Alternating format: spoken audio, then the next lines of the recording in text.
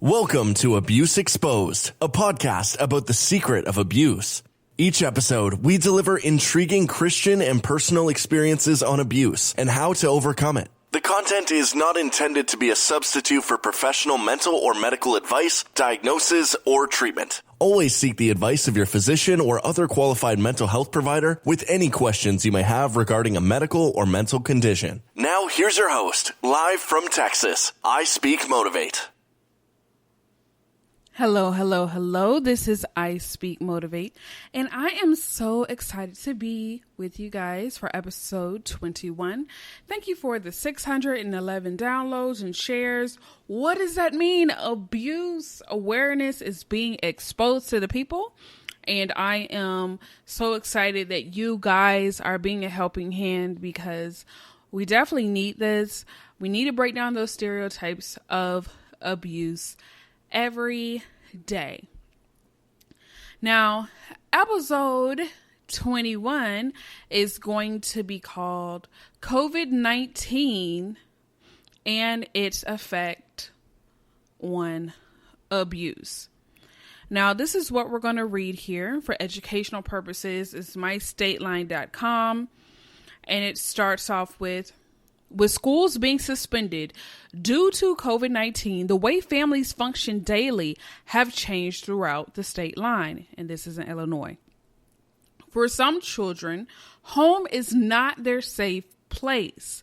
Coming out of COVID-19, we may see an increase of child abuse cases, said Winnebago County CASA Program Director Jalissa Bondurant. By being home, if they are already in an at-risk situation, there's less eyes on them. There's less people able to notice those things about the child to prompt a hotline call. Many times, teachers are able to spot clues that show a child may be in an abusive situation. For Winnebago County, our largest areas of hotline calls have always been first responders and teachers, Bondurant said. Without that everyday routine of a child, those are missed touch points that they're having with adults who care. Peggy Tell is a kindergarten teacher in the Freeport School District. She wants parents to realize they're going to feel overwhelmed. Right now, love your children, make them feel safe. Let them know you're not upset with them over what's going on because right now parents are trying to do it all, and that's overwhelming, Tell said. Vice President of Domestic Violence Services at Remedies Renewing Lives, Becky Winstead, said there are ways you can help prevent abuse. If you hear crying, you hear screaming, you see marks or injuries that don't seem to match, yes, that could be a time to reach out to DCFS or to any agency working with children and providing safety to children, Winstead said. Bondurant also recommended going online to become a mandated reporter of child abuse in Illinois. We're all at home. This is something very easy that people can go ahead and do, she said. The biggest thing that parents need to realize during this time is that they don't have to do it all, Tell said. And the abuse hotline number is 800-25-ABUSE. Now, again, we always talk about on the podcast prevention and then just reducing the amount of abuse that an individual goes through. So definitely what it says in this article here, and you can again go on mystateline.com to review this article called Child Abuse May Rise Due to COVID-19 Quarantine.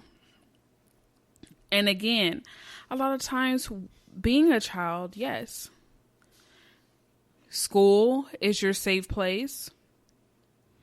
Church can be a safe place for you to not have to go through that abuse and now to have that little amount of freedom or, to have food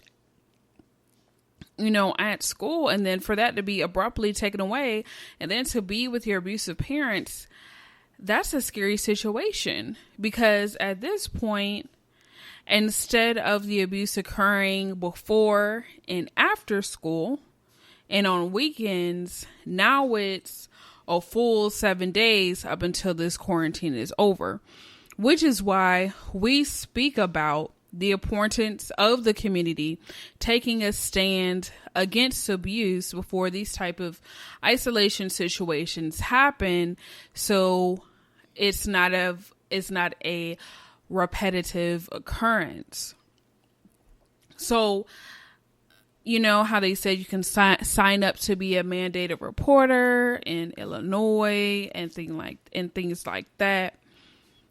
I believe us as society, when we see anything, we should be mandated reporters, because it is about having integrity, and it is about making sure we prevent the cycle from continuing and saving lives.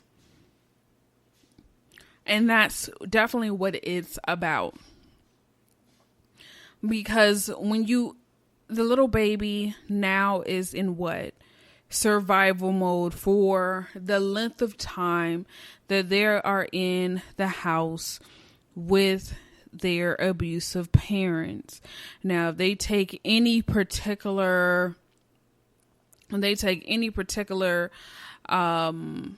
drugs or alcohol or anything that is stressful, which it is stressful to have your kids in there 24/7, that increases the probability of having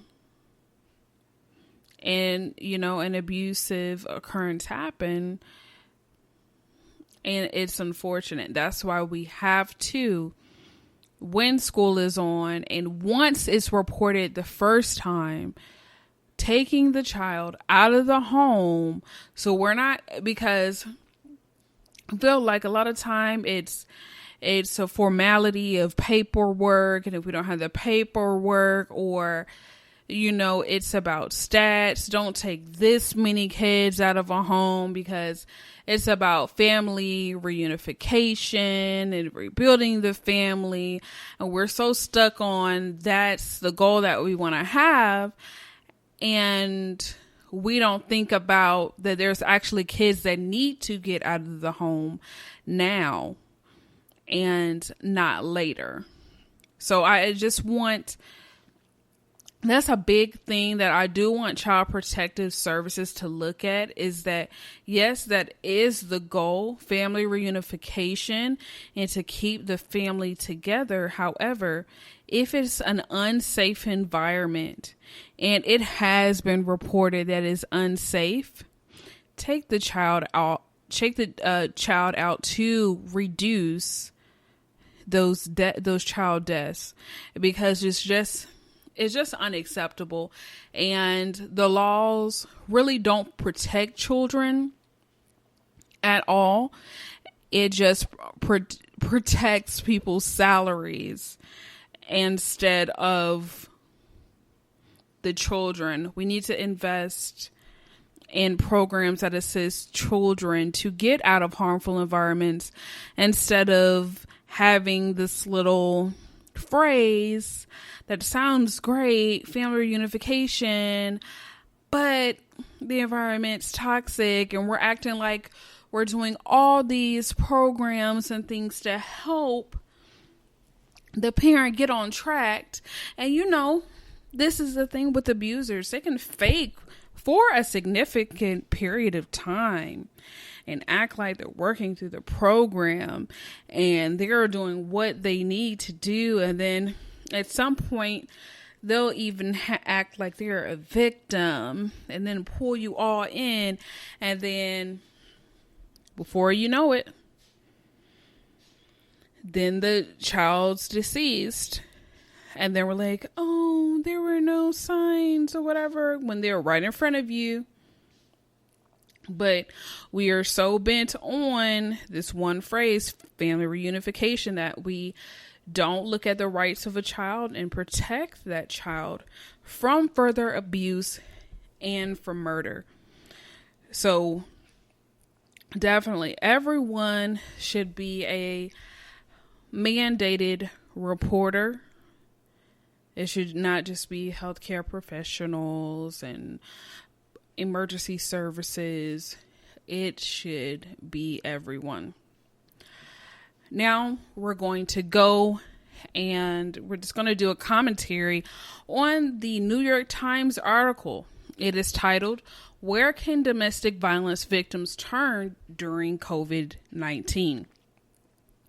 Self-isolation during the pandemic can be dangerous for those in abusive relationships. Resources are limited, but there are options. Okay? The most dangerous place in the world for a woman is her own home. According to the National Coalition Against Domestic Violence, intimate partner violence affects millions of women every year. In the time of the coronavirus, being quarantined with an abusive partner poses greater risk. An uptick in domestic violence has already been recorded in China. Since the beginning of the pandemic, the hashtag anti-domestic violence during epidemic has been trending. On the Chinese social media platform, Sina Weibo, in an interview with the magazine Six Tone, Wan Fai, the founder of an anti-violence nonprofit, and Jing Zhao Hobie said that reports of domestic violence have nearly doubled since the cities went into lockdown.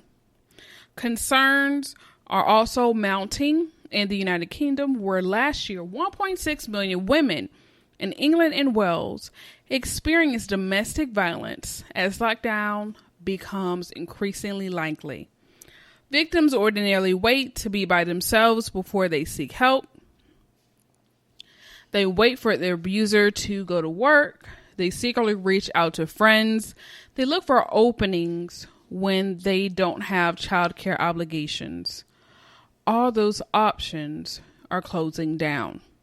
The pandemic raises many questions for victims in dire need of attention from our city, state, and federal agencies, as well as nonprofit organizations.